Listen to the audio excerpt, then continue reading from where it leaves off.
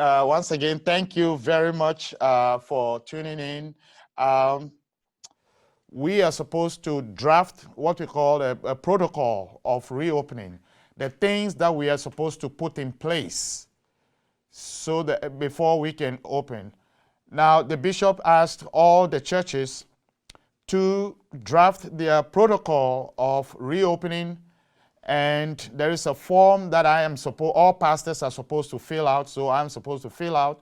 We'll send it to the bishop, and then the bishop grants us the approval to start celebrating masses. So just because we are giving June 19th, that is not the date that our church here at St. Charles Borromeo is going to open for services.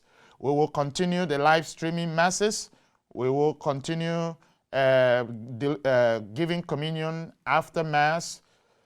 But when we met yesterday, I met the liturgy committee.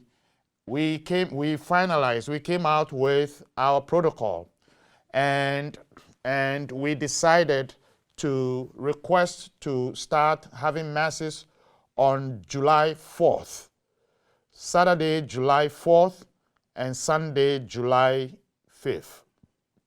So we are going to start slow. We're going to have 2 masses at the weekend.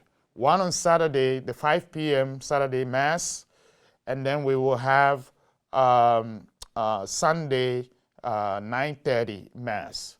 The Saturday 5 p.m. Mass will not be live streamed, and there will not be distribution of communion for those who come after the Mass. The communion will be distributed for those who are within the Mass. But the Sunday Mass, 9:30 a.m. Mass, we will have a live stream Mass, and then those who are present will receive communion, including those who will watch the Mass and then come later, just like we have been doing now. So that continues even though people are physically present.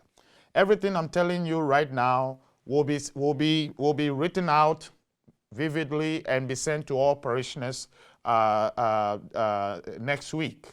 So we will make ample preparations to start. Also, the limit to the building is 100 people. No more than 100 people, or 25% of the church's capacity.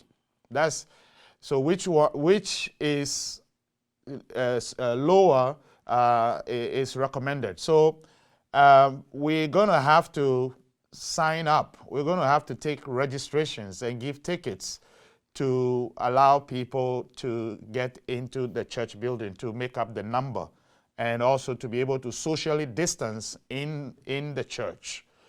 And all other situations, all other things that we are going to observe, we are asked to keep in mind that our first consideration is the spiritual and physical health of the faithful and those whom they encounter, especially the most vulnerable, the elderly, and those with chronic illness.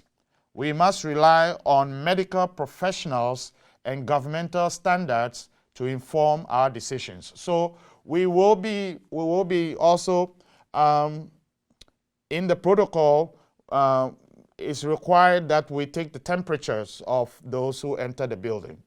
And the reason why we are going to register people is that we want to find a way to contact trace, so that if any case arises that anybody reports of testing positive, then we will have to find out those who attended that Mass or something like that, and try to help the community. So love is going to help us to be able to practice this, and personal responsibility is going to help us do these things. We're going to take our time to really sanitize the building and prepare the building, but each individual is also asked to make sure you bring your own cleaning and hand sanitizers and face mask, and all the things that will be required of us, that we practice these things responsibly. And the second thing too is that we want people to know that the dispensation from the obligation to attend Mass and Holy Day Masses continues until further notice, which means that you are not required still to go to Mass by force. You still receive the grace. I mean, the Pope has still granted dispensation from going to Sunday Mass in person. So this is not so if you can't go, it doesn't mean that you are less blessed or less favored. You can still watch the Mass. You can still live stream the Mass. If you are not comfortable in joining in right now, you are free to stay home and then follow the Mass as we have been doing. But make sure that your envelope comes to church. Make sure that you continue supporting us. It's been wonderful. I can tell you, I mean, I have a long report to make about our finances, but we have done very, very well. We have gone over our budgets, and because people really responded when we called, when we told people that we are having problems with finances, people really responded. Parishioners really gave. A lot of we even found that this is a news I can give you. Many of our seniors, interestingly, who are on fixed income, they really upped their giving.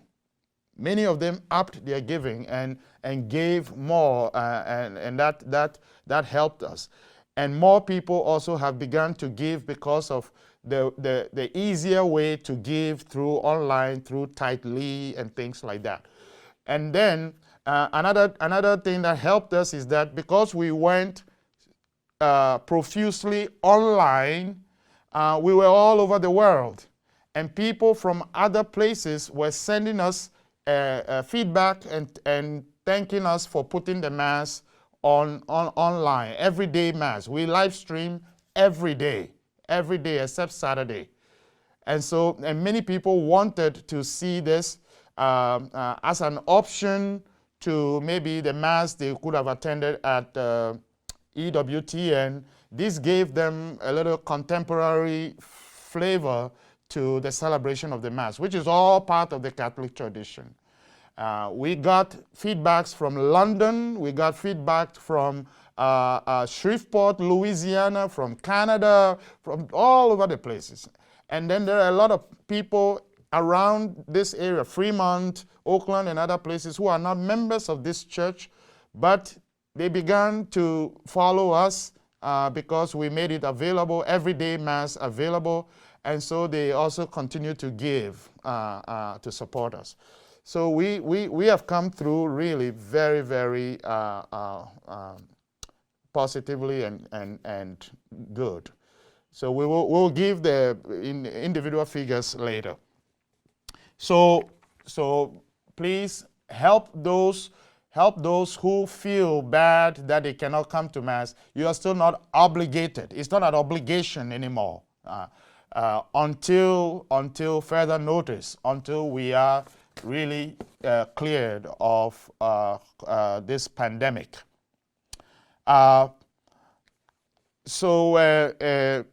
We will bring the protocol out. The protocol is still being drafted. The protocol is the things that we are going to put in place. I've just mentioned a few of them to you.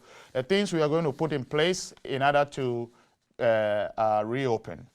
We are also preparing to give our children First Communion. And so it has been planned. Our First Communion celebrations have been planned.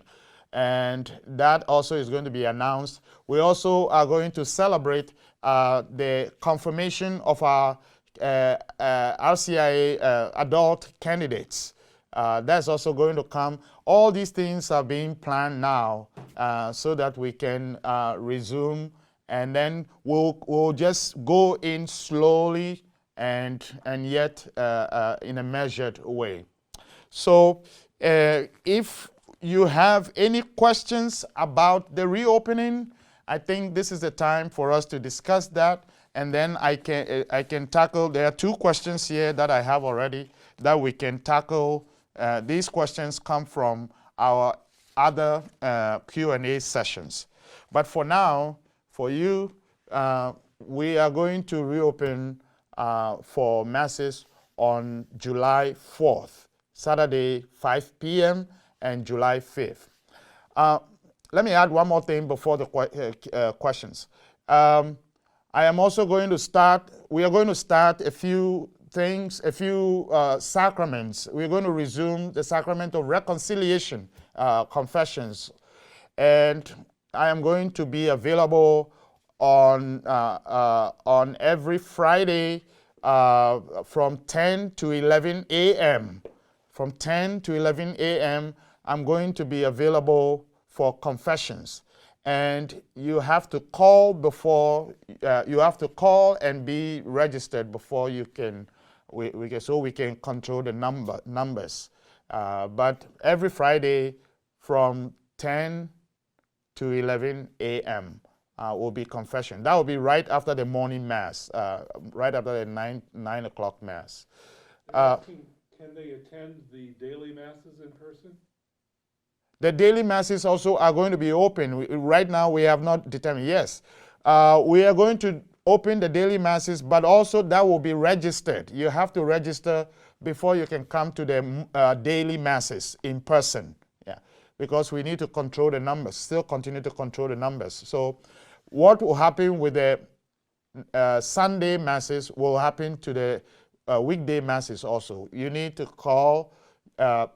Jim is going to prepare a way of registering.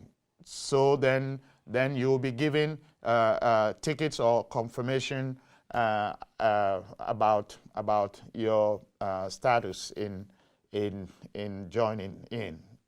So for Sacrament of Reconciliation, it's going to be Fridays at 10 a.m. to 11 a.m. And then we'll be doing that. I will start that outside in my backyard, in the green, around the green grass under the trees. That's where we will be doing the Sacrament of Reconciliation in order to guarantee social distancing, and also to have ample space for that sacrament. Then we will do. We are bringing back adoration of the Blessed Sacrament in this parish. We are going to start exposing the Blessed Sacrament on every first Friday. Every first Friday after the morning mass, I will expose the Blessed Sacrament on the altar, and people will sign up throughout the day to make sure there's somebody in the church at every hour. And in the evening, there will be a benediction where a deacon will come and bless whoever is present with the monstrance, and then bring the sacrament back to the tabernacle. So every first Friday, we're going to do an adoration of the Blessed Sacrament. And that means, therefore, that on Fridays now, from July 1st, I will be working. So I am now going to take Mondays off. My Mondays will be my day off. So I think it helps me better, because Sunday is a very heavy day, and then so I want to be able to sleep late on Monday.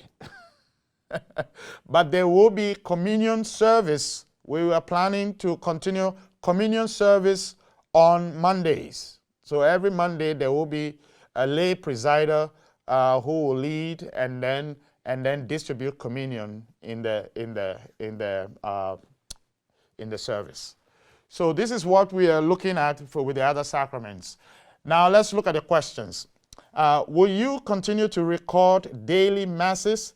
It will be very nice if this will be possible. Yes, we will record in order to know how we are doing, because we know also that we are not going to, as many people are not going to just start right away, but we'll keep the numbers and see the progression and how we are growing and growing the parish.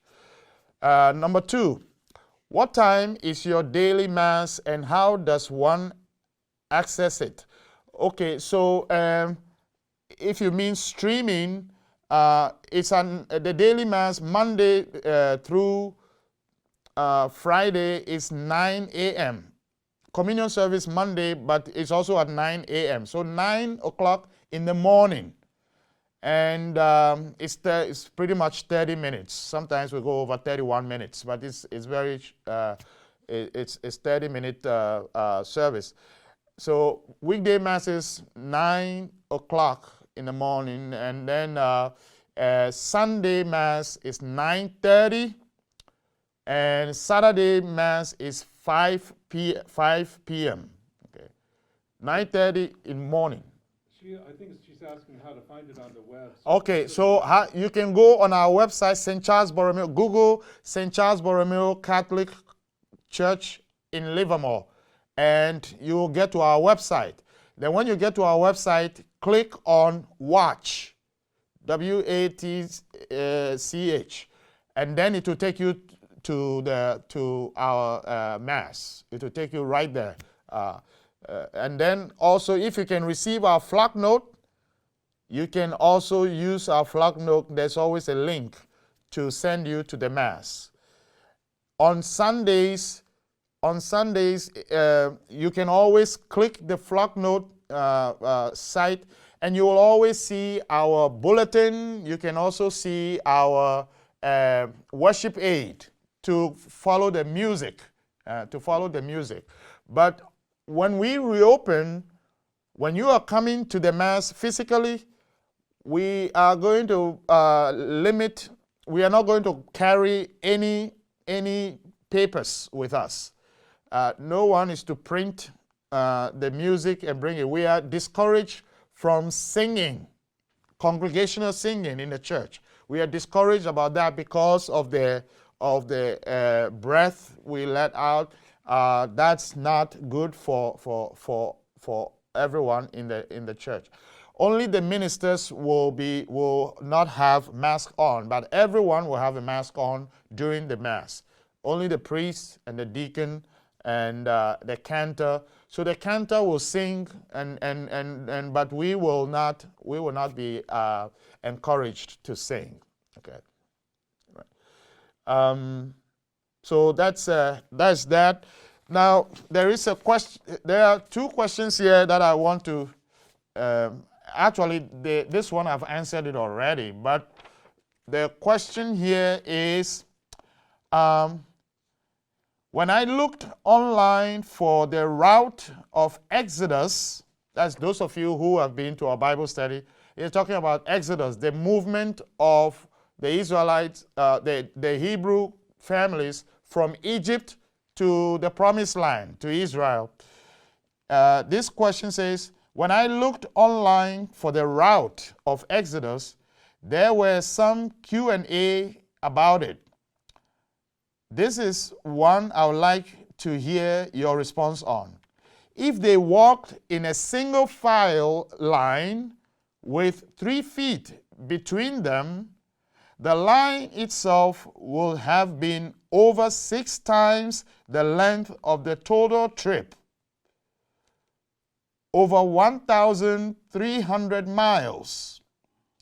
If they had walked 1 mile a day, every day for 9 months, they would have made the Promised Land. Instead, they took 40 years.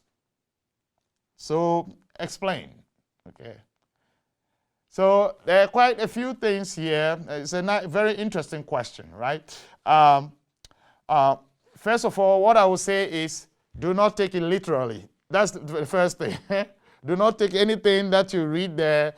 Everything there is faith blown up by faith, okay? It's faith narrative. It's not exactly that. that the way that they were, that number of people even is very difficult to assess how many people actually left Egypt and how many people followed Moses. And I told you one time also that there is a tribe, there is an ethnic group in my country that claims that they were part of that group of people. But they left Moses. They didn't follow the group and went down the Nile instead. The Nile in Egypt, the river Nile goes all the way to Botswana area, from the southern Africa area. So they followed that and then made their way westwards. That's how they landed in the coast of Ghana, today's Ghana. This tribe, the Ga, they call them the Ga tribe, they occupy the coast in Ghana. Accra, the capital city, is their land, actually. And their festivals, when they celebrate every year, they have a festival that they celebrate that looks like the Passover. They smear their doorposts when they're doing their sacrifice, their festival. They smear their doorposts with red clay. Does that sound familiar? That the Israelites smeared their doorposts with the blood of the lamb. Okay. So this tribe smears their doorposts with red clay. They cook a meal that is unleavened, like unleavened bread. That's the kind of meal that the Israelites cooked because they had to eat quickly. There's no time for the dough to rise, so they have to eat hush, hush, hush. That's how unleavened bread came about. That they have to eat quickly so they can have time to let the dough rise. So they ate the unleavened bread and ate the lamb and had to run away. They had to flee quickly. Yeah. So all that they do, and some of their other practices testify to kind of affinity with the Israelite, the Jewish practices. But they claim that they were part of the band that was following Moses, but they deserted the line. It was too long, and they didn't follow through. Now, so what we want to say is that don't take anything that we read there literally. There are stories that meant something else. They are not there. Those stories are not there to tell you exact number of anything, not a science. They are not historically accurate. But the Bible doesn't care to be wrong historically. The story is talking about values, about some kind of value in our world. And there's a value to that. So I promise you, when we come back to study the text, now we are just learning the stories, the raw stories. But when we come back and studying the scriptures about these, we will talk about the numbers and the problems around the numbers. Okay, and then you can get it right. So don't take it literally. That's my first answer to this question. The second question is that, yes, they took that long.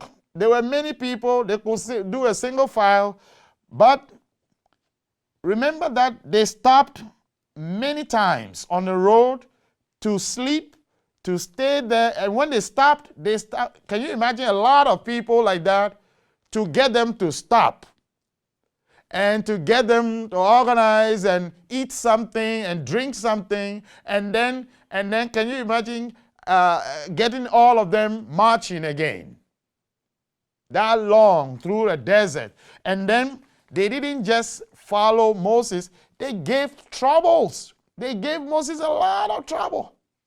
They gave trouble. Sometimes some of them were like, we want to go back to Egypt. At least they beat us, they enslaved us, but they gave us food to eat.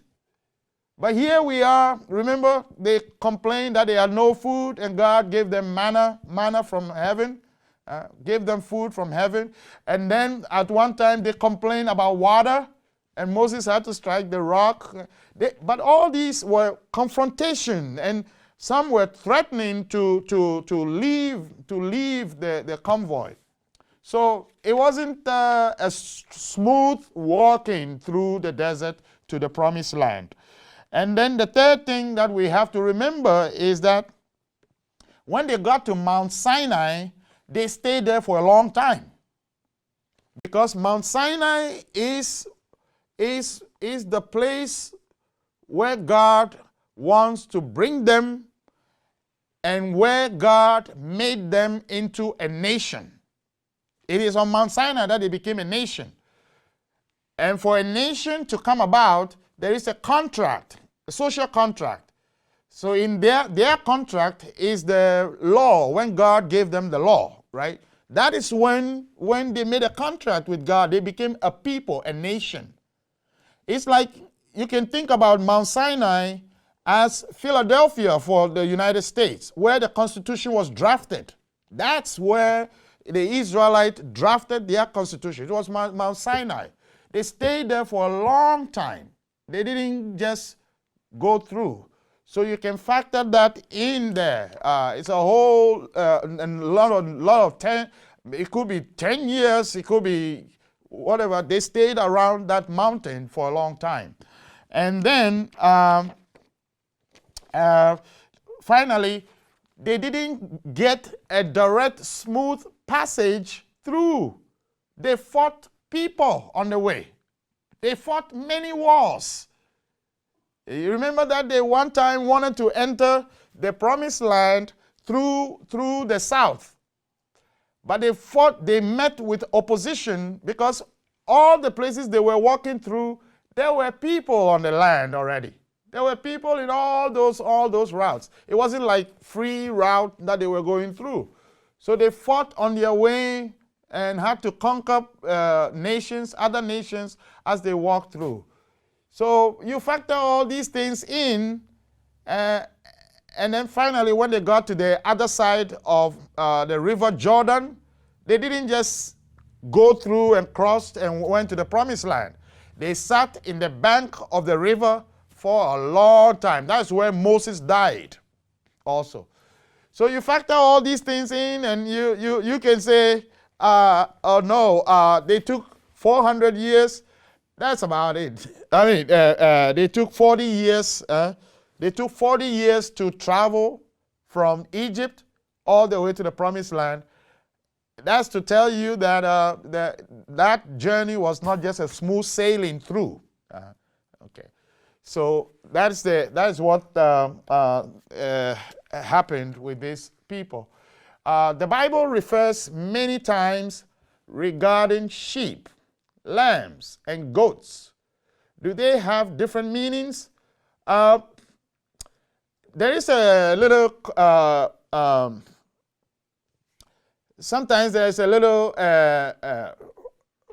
sometimes they put all of them together, sheep and goats together as animals for sacrifice. But sometimes they make distinctions in between them. You remember the story of the was it Matthew 35 when Jesus says not that Matthew 35. I will find the text. But you remember the story about the sheep and goat when Jesus Jesus will put the good people on the right and the bad people on the left as a way of talking about the judgment, that the sheep are the ones who are put on the right, the goats were put on the left, and the goats were those who didn't live good life, and the sheep are the ones who live good life. So there was a distinction over there, and the sheep are the ones who responded to the needs of the least, the poor, and in this world, that Jesus is with the poor. And you can make no mistakes about that. People who are in need, people who cannot find their way, people who are troubled by all kinds of evil views about their fellow human beings. Jesus is always with the victims. Jesus always is with the victims.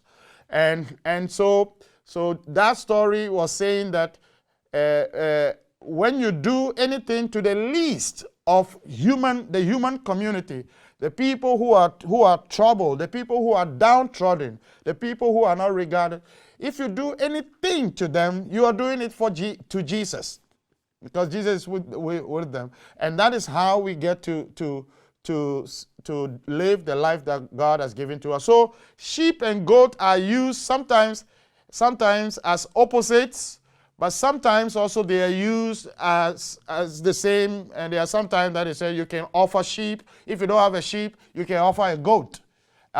In Egypt, the Israelites were told to take a lamb and slaughter it. Now, if you don't have a lamb, you can use a goat also. So the Passover lamb was not just a lamb, it could be a goat too. Okay. So sometimes they use them interchangeably, but you should always look at the context of the text, and that will tell you what the goat symbolizes in this story or what the sheep symbolizes in that story. When will altar service be needed again? So, okay, so even now, we are allowed, we want to limit as much as possible the number of people who have to do something. So the priest even is going to hold his own book. The deacon is not going to come close to the priest anymore, but the deacon will go to the altar and perform what he has to perform and then leave, and then the priest comes. There are a lot of things that we are going to observe now. And when the deacon is going to receive blessing, he will stand in front of the altar, and I'll be by my chair and bless him from that distance. So there's going to be a lot of things put in place. When a lector, every mass will have only one lector, so that we won't be changing lectors going to the podium, touching the podium. So all these things are going to be there. Now, if we need an altar server, if we really need an altar server, they will have to sign a waiver, especially the minors. Minors who will be required, who are asked to do something, will need a parental clearance in order to participate in it. Yeah. So, but we will tell you, we don't know yet when we're going to resume altar serving, but we will inform you when the time comes. Okay? Any other question? Unmute yourself and ask the question. Nobody's in meeting. Uh-huh. Everybody's satisfied. Oh my goodness. Are you all satisfied? So if you look at your one of your flock notes, I sent you some of my writings on the Black Catholicism. On that flock note, I also gave you a paper, an attachment that says Anti-Racism Creed. An anti-racism creed. And that is from Brian Massingale's book, The Catholic Church and Racial Justice. That anti-racism creed is simply affirming our common humanity. It's professing of our commitment to promote our common humanity and racial solidarity with one another, to affirm one another's difference and accept one another's difference. That is something that we can commit to all the time as part of our efforts to right some of the wrongs of history. Okay, so he suggested that kind of creed in his book, The Catholic Church and Racial Justice, and a lot of places have adopted it, a lot of churches have adopted it as their way of entry into the conversation in a positive way going forward as Christians. Okay.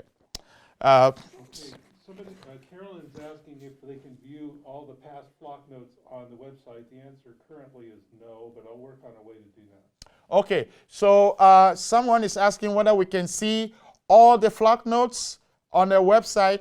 Now you cannot, but Jim is promising to get that done tonight. I'm sorry, no, not tonight. No, Jim is promising to get that on our website soon. So you can put dates on them, right? Dates on them. Just like we have the bulletins, all the bulletins archived on our website, we will do the same for the flock note so that you can go in there and get them. Okay. Yeah, today has gone so very fast. You have been very quiet today. Good class. So coming Thursday, we will start with the stories. We'll continue our Bible studies with the stories in the book of Judges. So read some of those stories. Read some of those stories. I'll give you a homework. Go and find the list of all the judges of Israel. All the judges. Okay, go to the book of Judges and list, make sure you know as many judges as you can find. Some of them are women. These are the leaders of Israel when they first got to the promised land. They had no kings. They had nobody. They didn't even have prophets. Their leaders were called judges. That's why the book is called the book of Judges. Okay.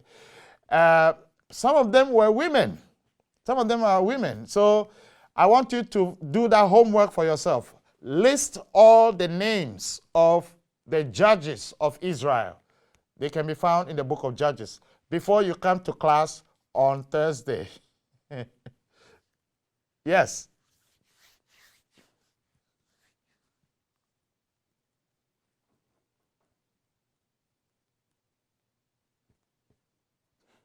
Mm-hmm.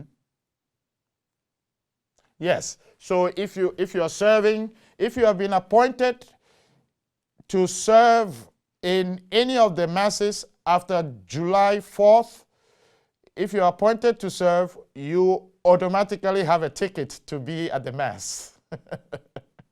Yeah. Before July 4th, nobody. Before July 4th, nobody will be at the mass. Everybody will come after the mass to receive communion. So if you're appointed to serve communion before July 4th, you live stream the mass at home and you make sure you get here early to help us. Yeah. Okay. Anybody else? Anybody else? Anybody want to sing or dance for us? Okay. I would like to thank you. Thank you very much for tuning in this evening. And God bless us as we are about to come together. Remember that we are still, the disease is still out there. So whatever we do, let's be mindful of that. Nothing has changed at all in how careful we should be. But now we know certain things to do to protect ourselves. So let us do that responsibly, and God blesses our practices. Thank you. May Almighty God bless you. Father, Son, and Holy Spirit. Amen. Amen. Thank you for the updates. Yes, thank you. Thank you for tuning in. See you Thursday. Okay. Those of you who go Bible study. Kwame. Yes, bye. Yes, See you bye-bye. soon.